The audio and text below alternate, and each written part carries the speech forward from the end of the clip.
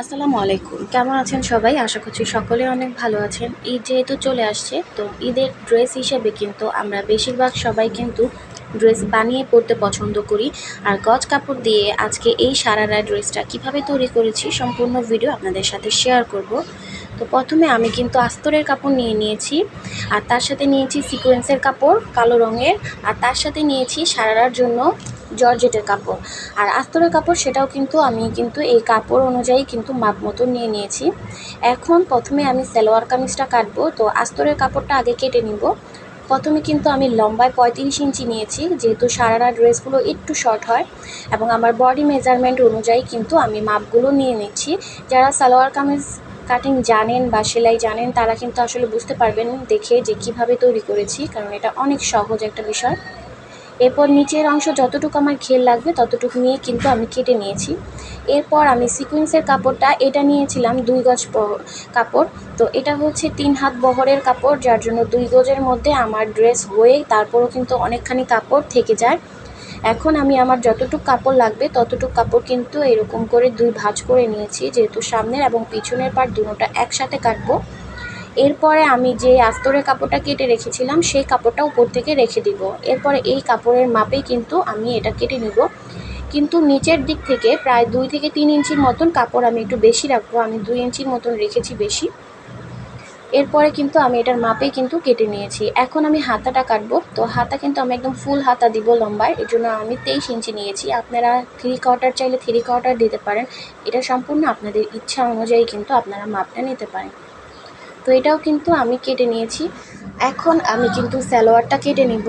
এটাও কিন্তু আস্তর হিসেবে যাবে, বাট এটাকে আমি আলাদাভাবে তৈরি করব। কিন্তু আমার যে সারারাটা তৈরি করব সেই সারারার কাপড়ের সাথে কিন্তু রাবারের সাথে একসাথে আমরা এটাকে জোড়া দিব, আর নিচের দিক থেকে আলাদা আলাদাভাবেই থাকবে।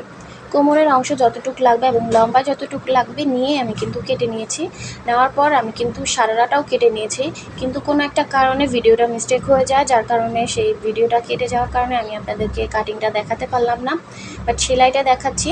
আর এখন কিন্তু আমি গলার অংশটা কিন্তু কেটে নিচ্ছি। কেটে নেওয়ার পর কিন্তু এটা সেলাই করে নিচ্ছি। আমি গোল গলা দিয়ে নিচে কিন্তু আবার একটু গোলের মতন করে একটু রেখেছি।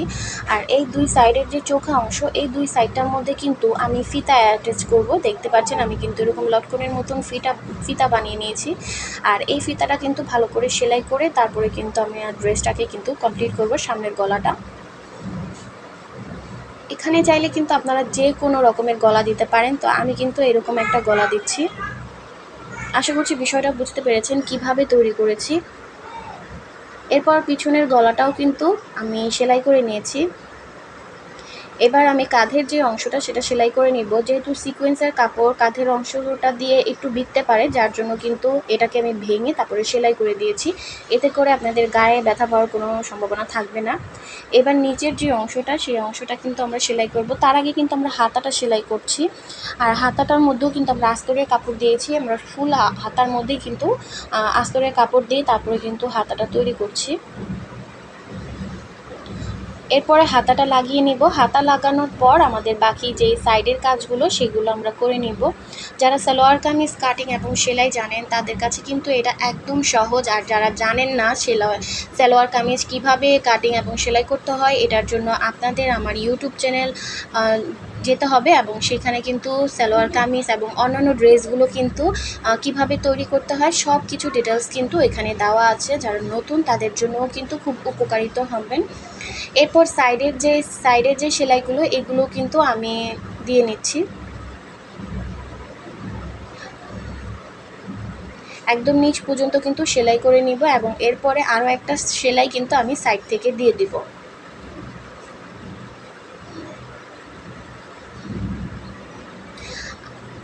আর এই গজ কাপড়টা অনেকে আমাকে জিজ্ঞাসা করতে পারেন যে এই সিকোয়েন্সের কাপড়টা আমি কত টাকা দিয়ে নিয়েছি। এই সিকোয়েন্সের কাপড়ের গজ আমার কাছ থেকে 400 টাকা গজ রেখেছিল। আমার কাছে মনে হচ্ছিল যে কাপড়টা একটু বেশি দাম রেখেছে, কিন্তু যেহেতু ঈদের সময় এর জন্য একটু কাপড়ের দাম একটু বেশি রাখে ওনারা।